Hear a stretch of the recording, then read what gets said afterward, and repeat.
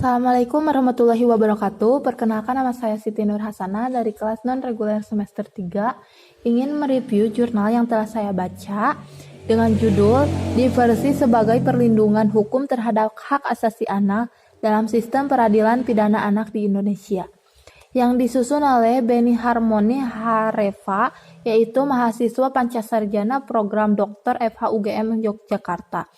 Volume 1 nomor 1 Februari 2015 dengan tanggal publis 6 Februari 2015. Baik, kita langsung saja. Penanganan dan penanggulangan yang salah terhadap anak pelaku tindak pidana akan berdampak pada terganggunya program dalam rangka menyiapkan anak-anak sebagai generasi penerus bangsa.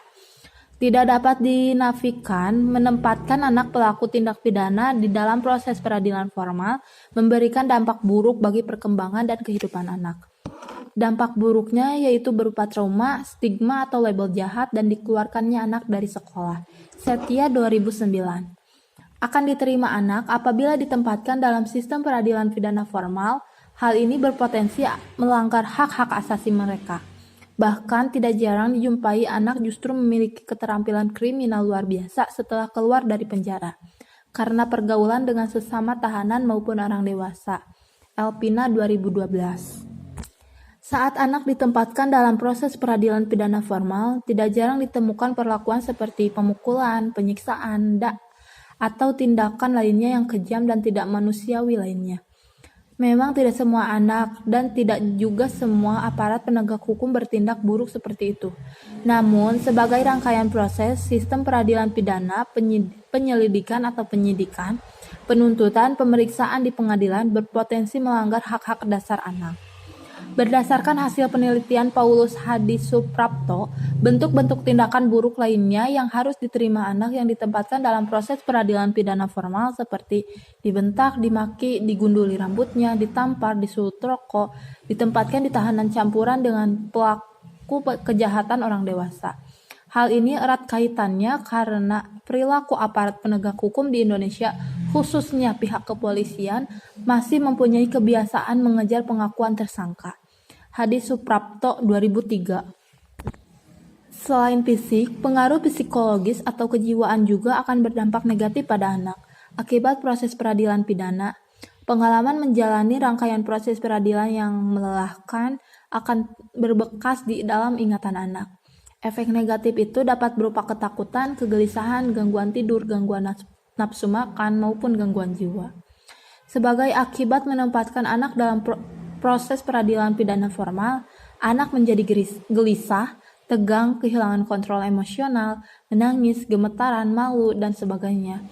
Efek negatif pun berlanjut setelah anak dijatuhi putusan pemidanaan seperti stigma yang berkelanjutan.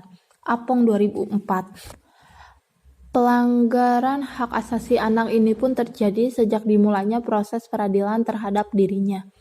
Anak tetap harus mempertanggungjawabkan perbuatan menyimpangnya, namun tetap harus dilanggar hak-haknya. Memahami posisi anak sebagai generasi penerus, maka diperlukan pembinaan dan perlindungan khusus. Anak harus mendapatkan perhatian khusus, pertimbangan khusus, pelayanan khusus, perlakuan atau perawatan khusus, serta perlindungan khusus. Karena perlindungan anak sangatlah luas, maka perlindungan yang dimaksud yaitu perlindungan hukum atau yuridis. Perlindungan hukum terhadap anak diperlukan agar anak mendapatkan perhatian dari kesalahan penerapan peraturan perundang-undangan yang diberlakukan terhadap dirinya, yang menimbulkan kerugian mental, fisik, dan sosial. Diversi memberikan perlindungan hukum bagi hak asasi anak. Indonesia baru secara tegas mengakomodir proses penyelesaian perkara pidana anak melalui jalur diversi di tahun 2012. Ketentuan diversi diatur melalui Undang-Undang Nomor 11 Tahun 2012 tentang Sistem Peradilan Pidana Anak atau disebut juga dengan UU SPPA. Berdasarkan UU SPPA, diversi bertujuan untuk mencapai perdamaian antara korban dan anak, menyelesaikan perkara anak di luar proses peradilan, menghindarkan anak dari proses perampasan kemerdekaan, mendorong masyarakat untuk berpartisipasi, dan menanamkan rasa bertanggung jawab kepada anak. Peran penting diversi sangat dirasakan utamanya dalam memberikan perlindungan terhadap hak-hak asasi anak. Saat anak melakukan tindakan pidana, maka harus ada penyelesaiannya. Penyelesaian perkara melalui jalur peradilan pidana formal mempunyai dampak buruk dalam perkembangan anak sebagaimana telah dijelaskan sebelumnya. Sejak saat penyelidikan atau penyidikan di kepolisian, hak-hak anak berpotensi dilanggar. Berlanjut pada tahap penuntutan oleh penuntut umum hingga sidang di pengadilan. Pada sidang di pengadilan, anak berpeluang besar dijatuhi sanksi pidana atau sanksi tindakan, berdasarkan dampak buruk berkelanjutan di saat anak berada di lembaga pemasyarakatan. Sekolah kejahatan dan stigmatisasi berpotensi didapatkan anak. Oleh sebab itu, menempatkan anak dalam proses peradilan pidana formal harus dihindari karena melanggar hak-hak asasi anak. Penyelesaian perkara pidana anak melalui jalur diversi dilakukan dengan penuh penilaian kekeluargaan.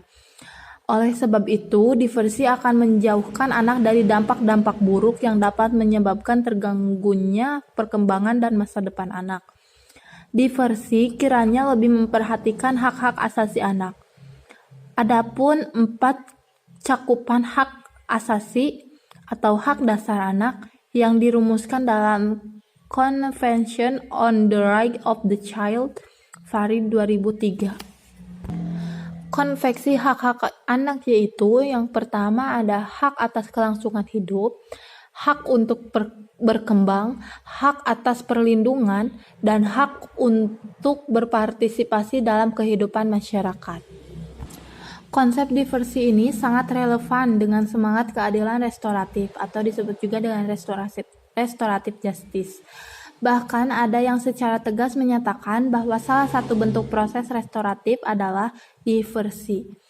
Restoratif justice bermaksud menggeser paradigma pemikiran yang berkembang selama ini dalam sistem peradilan pidana anak, bahwa selama ini pemidanaan didasarkan pada pemahaman yang bersifat pembalasan, sehingga difokuskan pada pelaku anak saja. Hukuman pemidanaan bagi seorang bukan merupakan balas dendam, tetapi harus merupakan suatu bentuk pendidikan untuk mencegahnya melakukan kejahatan lagi di masa depan. Restoratif justice merupakan filsafat, proses, ide, teori, dan intervensi yang menekankan memperbaiki kerugian yang disebabkan atau diungkapkan oleh perilaku kriminal. Hal ini relevan dengan konsep diversi yang berusaha mengalihkan proses penyelesaian perkara pidana anak keluar peradilan formal sebagai upaya pemulihan bagi anak terhadap korban dan masyarakat. Diversi dilaksanakan dalam bentuk transaksi oleh polisi dengan anak pelaku tindak pidana. Transaksi polisi dengan anak ini terwujud dalam bentuk kerjasama dengan Biro HALT. Contoh kegiatan Biro HALT kasusnya menyangkut seorang anak bernama B mencuri barang di mal. Perbuatan B diketahui petugas keamanan mal yang bersangkutan dan ditangkap, selanjutnya diserahkan kepada polisi. Atas dasar pemahaman polisi, perbuatan B memenuhi syarat untuk diikutsertakan program HALT. Transaksi yang ditawarkan oleh polisi diterima oleh B dan orang tuanya. Petugas HALT kemudian memanggil B beserta orang tuanya, pemilik mal yang sebagai korban, dan polisi. Dilaksanakanlah musyawarah untuk menentukan sanksi untuk B. Kesepakatan dihasilkan bahwa B harus mengembalikan barang yang telah dicurinya kepada pemilik mal, dan untuk menebus kesalahannya si B harus membersihkan lantai mal selama 2 bulan.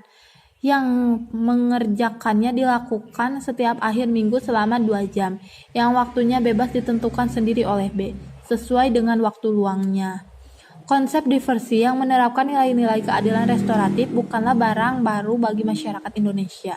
Program ini telah banyak dilakukan oleh kepala desa atau kepala adat untuk menyelesaikan konflik yang terjadi antar warga masyarakat. Bila dilihat secara historis, kultur, atau budaya, masyarakat Indonesia sangat menjunjung tinggi pendekatan konsensus atau musyawarah dan mufakat. Pengembangan diversi. Melihat peran penting diversi dalam memberikan perlindungan hak asasi anak, maka diversi perlu dikembangkan. Salah satu contoh perkara pidana anak yang diselesaikan melalui jalur diversi Perkara terjadi pada tahun 2012 di wilayah hukum Kepolisian Resort atau Polres Nias. Ketika 2 orang anak yang ditangkap melakukan perbuatan nakal, yakni mencuri, diselesaikan secara kekeluargaan bersama pihak korban dan masyarakat. Anak berinisial AT berumur 15 tahun dan RH berumur 16 tahun. Keduanya tertangkap oleh warga dan diserahkan ke pihak Polres Nias karena melakukan pencurian sepeda motor di halaman parkir sebuah rumah sakit. Kedua anak nakal difasilitasi untuk bertemu langsung dan menjelaskan duduk perkara kepada pihak korban. Pertemuan dilakukan dengan menghadirkan kedua anak dan orang tua masing-masing dan pihak korban serta disaksikan oleh perwakilan tokoh masyarakat dan didampingi lembaga perlindungan anak. Dalam pertemuan tersebut, kedua anak mengakui dan menyesali perbuatannya, serta tanpa diperintah meminta maaf kepada korban dan keluarga. Kesepakatan pun tercapai. Keluarga korban mau memaafkan pelaku dan kedua anak menandatangani surat perjanjian tidak mengulangi perbuatannya.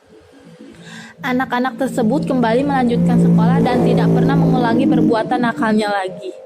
Proses diversi yang dilakukan melalui musyawarah dengan melibatkan anak dan orang tua atau wali, pembimbing kemasyarakatan, dan pekerja sosial profesional berdasarkan pendekatan keadilan restoratif. Lihat UU SPPA Pasal 8 Ayat 1. Dalam hal diperlukan musyawarah sebagaimana dimaksudkan dalam melibatkan tenaga kesejahteraan sosial atau masyarakat. Pengembangan diversi perlu dilakukan mengingat diversi dalam musyawarah penuh dengan nilai-nilai kekeluargaan. Hal ini memberikan perlindungan terhadap hak-hak asasi anak. Memahami peran pentingnya diversi dan perlu dikembangkan, maka beberapa negara yang telah melaksanakan diversi, di antaranya ada Filipina, yaitu konsiliasi dan mediasi sering digunakan. Undang-Undang Peradilan Anak tentang Restoratif Justice 2003 termasuk mediasi, konsiliasi, dan musyawarah kelompok keluarga sebagai alternatif selain pengadilan. Dan yang terakhir, dalam undang-undang tersebut juga disebutkan bahwa diversi dapat dilaksanakan pada tingkat desa, polisi, dan kejaksaan. Ada juga dari Thailand, ya, diantaranya ada konsiliasi dan mediasi sering digunakan, dan rencana penyusunan undang-undang peradilan anak termasuk musyawarah kelompok keluarga, dan banyak lainnya. Kendati mempunyai peran penting tidak berarti diversi tidak mempunyai kelemahan. Penulis ini mencoba membagi kelemahan diversi dalam 3 tahap, yaitu yang pertama ada pada tahap proses diversi. Sebagaimana telah disampaikan di atas bahwa musyawarah sebagai bentuk diversi melibatkan beberapa pihak. Para pihak duduk bersama untuk mengambil kesepakatan. Hasil musyawarah sebagai hasil kesepakatan bersama menjadi bentuk pertanggungjawaban anak, sehingga tidak ditempatkan dalam proses peradilan pidana formal. Hasil kesepakatan sangat bergantung pada para pihak yang terlibat dalam musyawarah, utamanya korban. Hal ini berpotensi menimbulkan ketimpangan atau ketidakseimbangan kedudukan pelaku atau anak dengan korban. Hal ini sangat erat kaitannya perihal bentuk pertanggungjawaban anak dalam penyelesaian perkara pidana melalui jalur diversi. Apabila ketidakseimbangan atau ketimpangan itu terjadi, maka bukan tidak mungkin terjadi tarik-menarik kepentingan dan para pihak memanfaatkan kesempatan. Pihak keluarga korban yang meyakini dirinya mempunyai posisi tawar lebih tinggi dari posisi pelaku dalam proses musyawarah, berpotensi menyalahgunakan kesempatan. Pihak anak, yaitu keluarga pelaku, seolah menjadi pihak yang tidak mempunyai pilihan selain tunduk pada keputusan pihak korban sebagai bentuk kesepakatan yang dapat membebaskan pelaku dari jalur peradilan formal. Yang kedua, pada tahap diversi gagal, musyawarah sebagai bentuk diversi dalam penyelesaian perkara pidana tidak selalu berhasil kendati telah dilaksanakan musyawarah. Kesepakatan selalu tercapai. Apabila hal ini terjadi, diversi gagal dan perkara pidana anak dikembalikan pada proses peradilan pidana formal. Namun demikian, hasil musyawarah yang berlangsung sebagai upaya diversi yang gagal itu dapat digunakan pihak tertentu, yaitu korban atau penegak hukum, untuk dijadikan alat bukti pada proses peradilan pidana berikutnya. Jika diversi gagal, maka dapat dipastikan proses penyelesaian perkara pidana anak kembali ke proses peradilan pidana formal. Hasil musyawarah yang dimaksud misalnya berupa fakta-fakta perihal tindak pidana anak, pengakuan anak seharusnya tidak boleh digunakan dalam proses peradilan pidana berikutnya, karena berpotensi akan memperberat sanksi terhadap anak bila selanjutnya ditempatkan dalam proses peradilan formal. Hasil musyawarah tersebut kiranya dianggap tidak ada.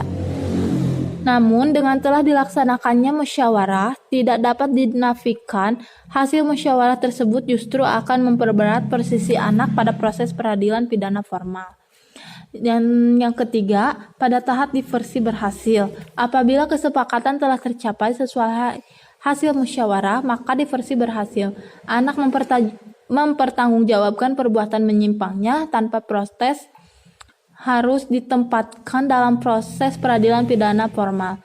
Hasil musyawarah dapat dipastikan memuat beberapa kesepakatan yang harus dipenuhi oleh para pihak. Para pihak yang dimaksud, baik pelaku, korban, dan masyarakat serta pihak lainnya harus tunduk, menaati, serta memenuhi hasil kesepakatan sebagai hasil musyawarah bersama. Namun demikian, permasalahan muncul jika para pihak utamanya anak dan korban tidak menaati, memenuhi, dan tunduk pada hasil kesepakatan dimaksud. Apabila salah satu pihak tidak menaati hasil kesepakatan tersebut, maka dapat dipastikan hasil musyawarah cacat. Para pihak kembali akan mempermasalahkan perkara pidana anak dan berpotensi untuk dikembalikan pada proses peradilan pidana formal.